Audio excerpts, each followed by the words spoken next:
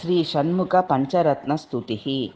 स्फुरद्विद्युद्वल्लीवलयित मगोत्सङ्गवसतिं भवात्पित्तप्लुष्टानमित करुणाजीवनवशात् अवन्तं भक्तानामुदयकर मम्बोदर इति प्रमोदादावासं व्यतनुत मयूरोऽस्य सविदे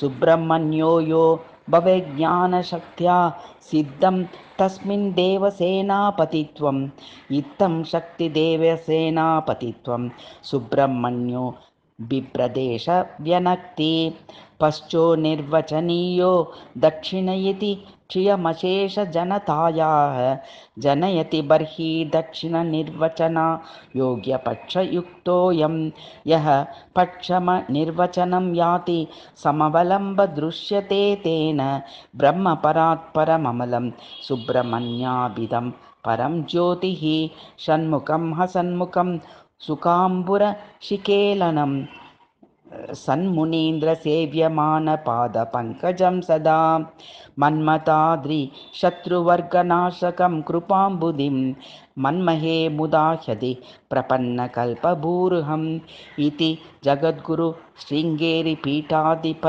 श्रीचन्द्रशेखरभारती श्रीपादैः विरचिता श्रीषण्मुख पञ्चरत्नस्तुतिः।